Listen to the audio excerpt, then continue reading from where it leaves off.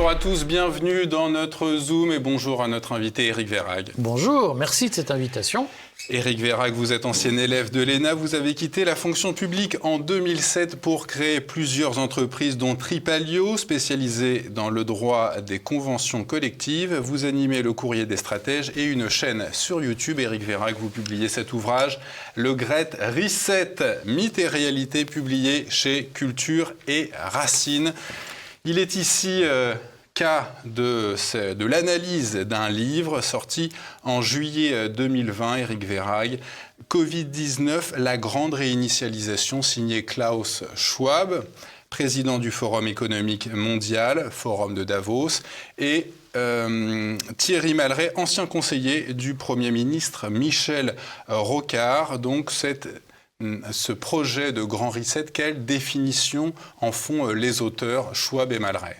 Alors en réalité, c'est une définition un peu floue, et c'est probablement ce qui est un peu frustrant dans ce livre, parce que un certain nombre de gens, notamment ceux qui sont très occupés par le Great Reset, peuvent penser que c'est un livre théorique, idéologique, très construit, très cortiqué.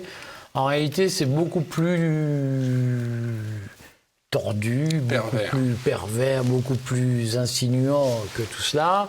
Et le Great Reset, en français, ça veut dire la grande réinitialisation. Alors, il y a des considérations techniques dans le livre sur qu'est-ce que la grande réinitialisation. Pour aller vite, l'idée, c'est vraiment que la pandémie de Covid est l'occasion de remettre à plat le fonctionnement de nos sociétés et de passer à une nouvelle ère. C'est ça le Great Reset. Mais j'ai produit dans ce livre un dictionnaire. J'invite les lecteurs à aller voir la définition assez imprécise, assez floue, que les auteurs Schwab et Malret en donnent. Alors Éric Verhaeghe, vous semblez balayer dans votre ouvrage d'un revers de main les théories dites complotistes affirmant que cette épidémie serait orchestrée pour rendre possible une sorte de coup d'État mondialiste. Ça, c'est les théories complotistes qui le disent, c'est pas moi. Voilà. Mais sur quoi vous basez-vous pour balayer justement cette théorie ? Alors, c'est une question très longue qui mériterait une émission en soi. Je n'ai pas d'éléments pour dire qu'il n'y a pas de complot, mais personne n'a d'éléments pour dire qu'il y en a un. Et si vous voulez, moi, ma conviction, c'est que le sujet dans la vie, c'est pas de s'imaginer que nous sommes victimes d'un complot et que nous n'y pouvons rien. Moi, je crois dans la liberté de l'homme et dans la liberté du destin de l'homme. Donc, ce qui est incontestable, c'est qu'il y a des élites mondialisées qui ont une idée sur notre avenir si nous n'en avons pas une. Maintenant, de là à dire que cette idée que les élites mondialisées va devenir la norme et va devenir une obligation, va avoir force de loi, je n'y crois pas. Et je pense que c'est une erreur de la part des gens que de croire qu'il y a ces complots contre lesquels nous n'y pouvons rien, parce que pour moi, c'est le signe de deux choses. C'est d'abord le signe qu'il y a une résignation à obéir.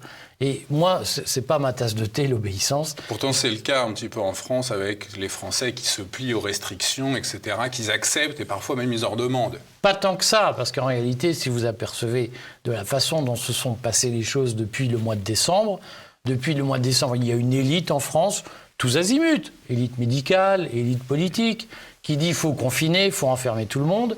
Et on a un président de la République qui sent bien que le rapport de force n'est pas favorable à cette élite. Et que finalement, la résistance spontanée des gens ordinaires, elle est au moins aussi puissante que l'appétit des élites pour la domination.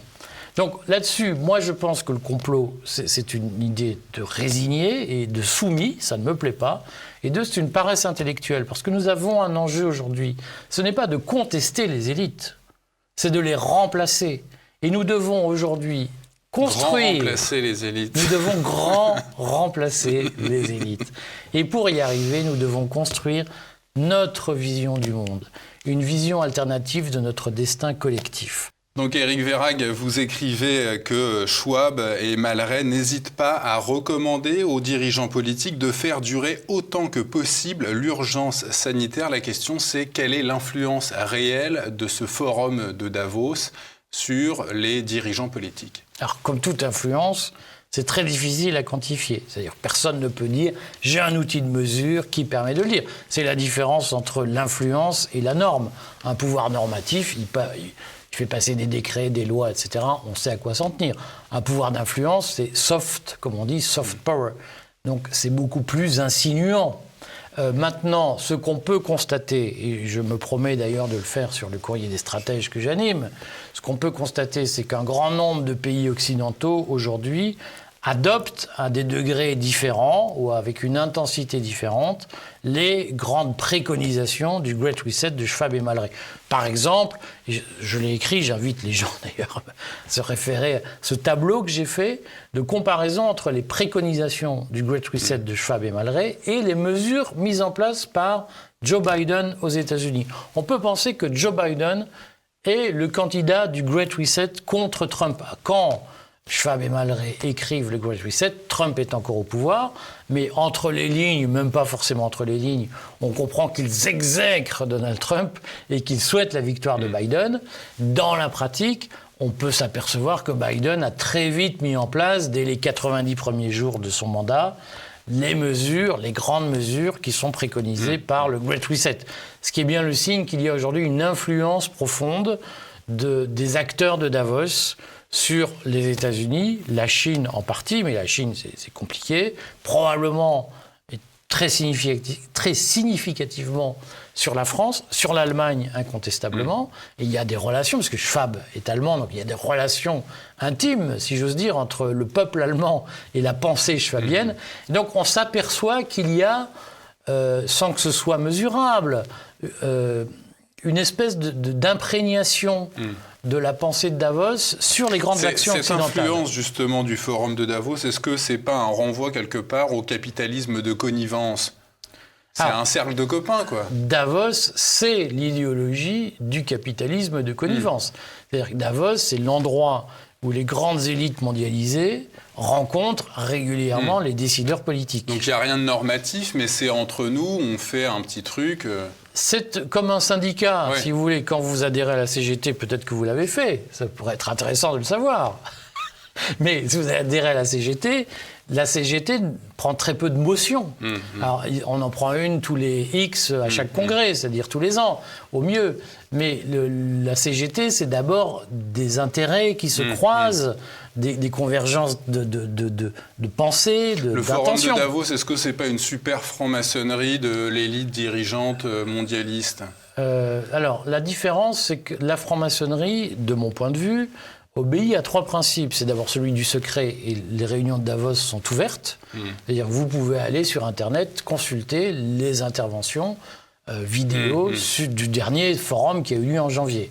Le deuxième, c'est qu'il y a des rituels mystiques, mystérieux, symboliques dans la franc-maçonnerie, et j'ai pas noté qu'il y ait beaucoup de symbolisme dans... C'est plutôt terre-à-terre, quand même, Davos. Le troisième sujet, c'est que la franc-maçonnerie s'inspire en principe de l'idée que l'homme est libre et qu'il doit creuser sa liberté. Je ne suis pas sûr que quand on lit le Great Reset, il y ait beaucoup d'appels à la liberté humaine. Mais je connais vos inclinations pour la maçonnerie, donc j'y réponds avec forfanterie, si vous me permettez. Est-ce que vous pensez, Éric Vérac, que l'exécutif, au fond, prolonge la crise sanitaire de manière arbitraire, justement, et qui tient compte de ce que racontent Schwab et Mallory ? C'est une vraie question. Alors, je vais vous dire, de mon point de vue, ce que révèle la crise du Covid, c'est que l'exécutif est très morcelé. Et donc, incontestablement, il y a des franges dans l'exécutif qui adhèrent, consciemment ou inconsciemment, explicitement ou implicitement, à l'idéologie de Davos. C'est-à-dire que vous regardez Jérôme Salomon, vous regardez Olivier Véran, vous écoutez les médecins de la PHP, vous écoutez Martin Hirsch qui dirige la PHP, et vous vous dites que tous ces gens-là sont ce qu'on appelle aujourd'hui des enfermistes, c'est-à-dire des gens qui, à l'unisson du livre de Schwab et Mallory, préconisent un confinement généralisé. Et puis vous apercevez qu'il y a d'autres voix qui se font entendre. C'est pour ça qu'il n'y a pas de complot. La décision publique, la décision politique, elle est beaucoup plus complexe que quelques personnes qui tirent les ficelles et c'est plié. Macron a manifestement arbitré entre la volonté de la technostructure d'imposer un enfermement général et la résistance populaire au fait d'être enfermé. C'est plus compliqué que ça, l'histoire. La philosophie de l'histoire ne peut pas se réduire à la volonté de quelques-uns. Comment vous expliquez que les médias dits mainstream ne s'occupent pas de parler de ce projet du Great Reset ? Parce que, essentiellement, pour 2 raisons. D'abord parce que les grands médias mainstream sont détenus par des gens qui sont adhérents de Davos ou qui sont proches des gens de Davos. Donc, je prends l'exemple des grands médias que vous connaissez, ils sont tous possédés par des gens qui fréquentent Davos, qui ont été impliqués. Par exemple, de Bernard Arnault. Bernard Arnault a été conseiller de Biden pour la présidentielle. De même que le patron de Johnson & Johnson. Biden, élu, a acheté 200 millions de doses de Johnson & Johnson qu'il a conseillé pendant la campagne. Donc il y a un entre-soi, il y a un capitalisme de connivence qui fait que c'est compliqué de cracher dans la soupe et que moins on en parle, mieux c'est. Premier point. Deuxième point, la moyenne des journalistes qui est quand même encartée au SNJ et qui a été formatée pour avoir une pensée de gauche moyenne, n'aime pas mordre la main qui donne à manger. Voilà. Et donc, aucun journaliste n'a intérêt à dénoncer le groupe des gens qui sont leurs employeurs. À quelques exceptions près, toutes les élites de la planète reçoivent ce message du Great Reset et le font sien, qu'elles soient capitalistes, communistes, socialistes. Comment est-ce que vous expliquez que ça aille, que ça pénètre toutes les couches politiques mondiales? Parce que c'est probablement la révolution du Great Reset. C'est que le capitalisme de Schwab est un capitalisme de surveillance, comme on entend dire maintenant, mais la formule est très juste, et c'est un capitalisme complètement mondialisé. Donc, Xi Jinping est intervenu 2 fois au forum de Davos, donc la Chine, le capitalisme d'État chinois, est partie prenante à Davos, la Russie s'en tient à l'écart. Xi Jinping avait d'ailleurs remis la médaille de l'amitié chinoise. Xi Jinping a remis. On notera, c'est pour ça qu'il n'y a pas de complot. En tout cas, pas de complot linéaire. On notera que George Soros, qui n'est pas un grand défenseur du communisme, a beaucoup critiqué Klaus Schwab pour avoir reçu la médaille de Xi Jinping. Et on voit bien que les élites américaines, les élites européennes sont aussi très partie prenante à Davos. Donc aujourd'hui, ce qu'il faut comprendre, c'est qu'il y a une syndication des élites, des détenteurs des moyens de production, comme disait Karl Marx, et que cette syndication mondiale, elle a une influence. Donc je le redis, ce n'est pas une influence du même ordre qu'une directive ou un règlement européen qui est d'application directe. Mais c'est un club où on dégage un mainstream, d'ailleurs une vision commune sur ce que doit être l'avenir et sur les intérêts communs qu'on a à défendre. Mais je le redis, ça n'est pas l'histoire. Ce n'est pas parce que les puissants se regroupent pour faire converger leurs opinions que les peuples n'ont plus leur mot à dire. Il ne faut pas imaginer que les géants n'aient pas de pied d'argile. Oui, vous dites d'ailleurs que ces élites mondialisées, que c'est le Great Reset, c'est la réponse de ces élites mondialisées parce qu'elles craignent une montée en puissance des troubles sociaux. Oui, alors, pour des raisons structurelles. Pourquoi il y aurait des troubles sociaux? Pour une raison simple, c'est que tout le monde connaît d'ailleurs. C'est que la construction capitaliste internationale s'est faite sur la base d'une consommation ou d'une surconsommation des ressources fossiles. Et que petit à petit, on sait tous qu'on a des pénuries de cuivre, de métaux précieux, de métaux rares, des pénuries de pétrole qui s'annoncent parce que les ressources fossiles ne seront pas inépuisables. C'est peut-être aussi parce que les producteurs de pétrole, notamment, veulent maintenir un prix en garde sous le coude. Il y a dans tout cet univers des tas de leviers et des tas de déterminants de la décision. Ce qui est sûr, c'est que nous savons tous que les ressources ne sont pas inépuisables. Et que donc le modèle de développement, de construction, de fabrication de richesses qui existe depuis 70 ans, et spécialement depuis 40 ans dans le monde, ne pourra pas être éternel. Donc on peut penser que d'une façon ou d'une autre, un certain nombre de gens, Schwab l'écrit, se disent il va falloir penser à faire une économie dite circulaire, c'est-à-dire de remplacement, l'anti-gaspi. Et l'anti-gaspi, ça veut dire la mort d'un certain modèle de fabrication, de dégagement de profit. Tout le monde sait que la façon dont les profits se sont constitués depuis les 70 dernières années va devoir changer. Et face à l'érosion de ces profits, On a aujourd'hui des gens qui disent « inventons un autre modèle dont nous aurons la maîtrise ». Mais je ne suis pas convaincu qu'ils la garderont. Cet autre modèle, est-ce que c'est celui de la Chine? Vous dites que les élites mondialisées se seraient converties à son autoritarisme, à son régime autoritaire. Alors, pour moi, il y a un autoritarisme écologique, dont la Chine, contrairement à ce qu'on croit, la Chine est plus écolo qu'on ne le dit. Mais il est évident qu'en Chine, il y a un modèle autoritariste. En Europe, il y a un modèle écolo autoritaire. On voit tous les maires en France écolos qui ont été élus prennent des mesures d'un autoritarisme extravagant. Et donc, très clairement, Schwab, l'idéologie du Great Reset est une idéologie de l'autoritarisme écologique. Et de ce point de vue, ceux qui sont les meilleurs défenseurs du capitalisme de demain, c'est pas le MEDEF, c'est plutôt les Verts, c'est plutôt EELV. Et nous assistons aujourd'hui à cette mutation, c'est-à-dire que Schwab explique qu'il faut faire de la transition écologique. Tous les thèmes du congrès des écologistes en France sont développés par le Great Reset. Alors vous dites que le Great Reset, c'est la route simple et opérationnelle proposée aux dirigeants politiques. Cette idéologie mondialiste, elle comprend le recours à l'hélicoptère monétaire. Alors l'hélicoptère monétaire, c'est le fait de donner aux ménages directement de l'argent. Est-ce que vous pensez que les gens seront prêts à abandonner la démocratie si l'État ou si la Banque centrale les nourrit? Ils l'ont déjà fait, c'est-à-dire que on peut d'ores et déjà considérer qu'en Europe, en tout cas en France, finalement, le combat pour la liberté d'expression, la liberté d'entreprise est un peu abandonné en échange d'aides sociales massives.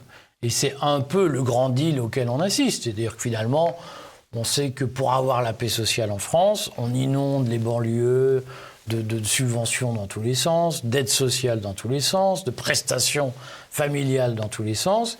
Et en échange, on est très content. Regardez comment fonctionne la France insoumise. La France insoumise en est la caricature. Un député de la France insoumise promet à ses électeurs musulmans des aides sociales à tire-larigot sans contrôle en échange de votes où on ne participe pas à la vie démocratique. C'est bien ça, aujourd'hui, la soumission de Houellebecq. C'est ce projet qui nous est d'ores et déjà proposé depuis plusieurs années en France.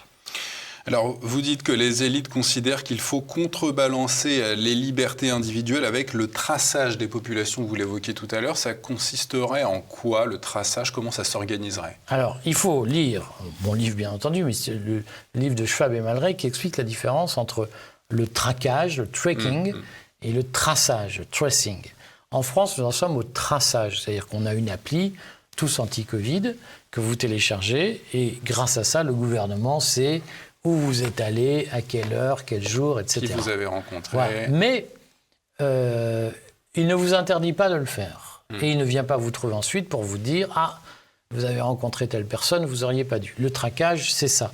En Chine, il y a déjà du tracking, c'est-à-dire que le gouvernement chinois est capable d'identifier qui éteint son téléphone portable, de reconnaître dans la rue les gens qui passent et de dire « Ah, vous avez éteint votre téléphone portable, on vous arrête, et on vous met dans un camp. » Chez les Ouïghours, ça existe. Il y a eu 2000 personnes chez les Ouïghours arrêtées parce qu'ils éteignaient trop leur téléphone portable. C'est ça le traquage. C'est l'utilisation des données personnelles pour sévir contre la population.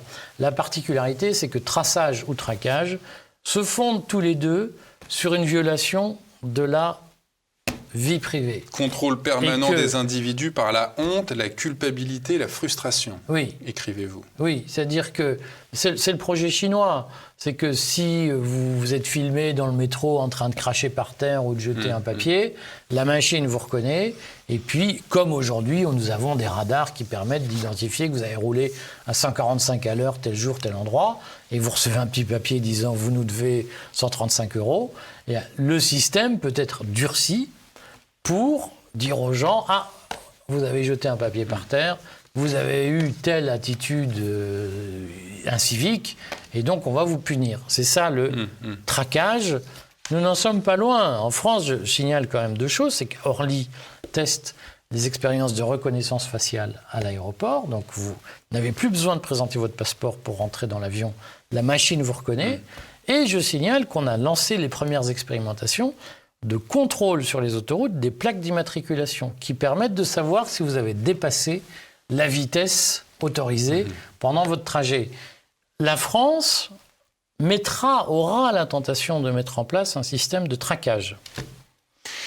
Entre le gouvernement mondial, dont on entend de plus en plus parler, et l'État-nation, vous dites que Schwab et Malray ont tranché pour le régionalisme. Qu'est-ce que c'est le régionalisme? C'est quoi les objectifs? Alors, je vais même plus loin parce que je parle de régional-socialisme. C'est-à-dire que Schwab et Malray préconisent la mise en place du big government, ce que fait Biden, c'est-à-dire un État interventionniste dans la vie économique. Un État fort comme la Chine. Comme la Chine. Et ce que disent Schwab et Malray, c'est qu'il ne faut pas mettre en place ce big government au niveau national. Il faut le mettre au niveau d'entités régionales. Et donc chez Schwab et Malray, il y a une espèce de sacralisation de l'Union européenne, de la construction communautaire. Et Schwab et Malray disent qu'il faut tuer l'État-nation, parce que ce qui nous empêche d'avancer, c'est l'État-nation. Il faut créer des entités multilatérales comme l'Union européenne, partout dans le monde, dans le Pacifique, en Afrique, en Amérique du Sud. Et il faut limiter la gouvernance mondiale à quelques gouvernements régionaux, non pas au sens de la Nouvelle-Aquitaine, mais au sens de l'Europe, au sens continental. Et c'est bien cette vision qu'il faut généraliser un capitalisme de connivence autour de quelques structures multilatérales qui prédominent et qui ressortent de ce livre. C'est le projet mondialiste de Schwab et Malray. Est-ce qu'il existe des liens justement entre ce forum de Davos et l'Union européenne? Alors, historiquement, je n'ai pas trouvé la source, mais je l'ai lu, mais je n'en ai pas la source officielle. Mais de ce que j'ai lu, l'Union européenne a donné l'impulsion du forum de Davos au début des années 70 en favorisant financièrement la mise en place du premier forum et en envoyant des commissaires, à l'époque Raymond Barre, qui était commissaire à la Commission européenne, qui ont favorisé le développement de ce qui est devenu par la suite le forum de Davos. Alors, on évoquait tout à l'heure un petit peu la mère nature. C'est quoi les rapports entre le Great Reset et cette divination de la nature?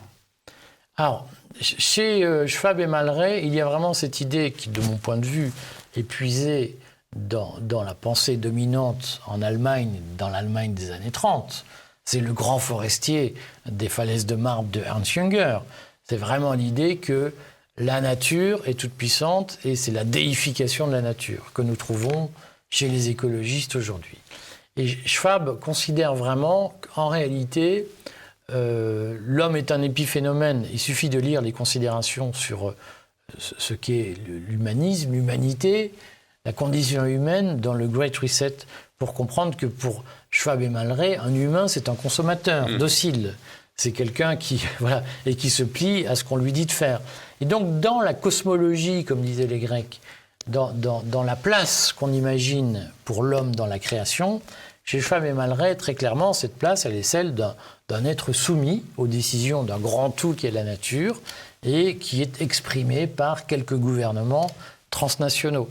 Et il y a bien cette idée. Et fondamentalement, ce qu'on a appris, nous, quand nous étions jeunes, à savoir que l'humain est fait pour être libre, qu'il doit se construire par un dépassement individuel, cette idée n'est absolument pas présente. Chez Schwab et Malray, l'humain n'a pas à se dépasser. Et vous disiez tout à l'heure que l'État-nation, Schwab est l'ennemi de l'État-nation. Pourtant, il est des pays dans le monde qui s'en sont bien sortis de ce Covid. Vous citez Singapour, Taïwan, l'Islande, la Corée du Sud. Donc on voit quand même que l'État-nation peut faire face à ce genre de problème. Alors, la Chine est un État-nation un peu à part, parce que c'est un État-région. C'est un empire. C'est un empire. Schwab cite beaucoup Singapour, qui est en réalité un non-État, parce que c'est une ville, Singapour. Et Schwab fait beaucoup référence à Singapour parce que, du point de vue de Schwab, Singapour concilie la surveillance des individus à la chinoise avec la protection des libertés à l'européenne. Et donc, il considère que c'est un bon équilibre entre les deux. Maintenant, Schwab et Malray ont peu de doute sur le fait que les grands États doivent se servir. Il l'écrit.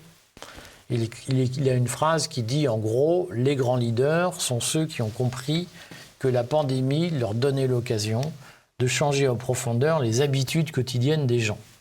Et donc, il y a bien cette idée fondamentalement qu'en réalité, la pandémie est un prétexte un épiphénomène et qu'elle doit surtout être l'occasion de changer les modèles de société en vigueur dans les pays réfractaires, les pays des Gaulois réfractaires, que nous sommes notamment. Justement, pour passer à l'ère suivante, à cette ère digitale, est-ce que l'urgence du Covid et ses morts quotidiens a réussi là où l'urgence climatique a échoué parce que trop lent ?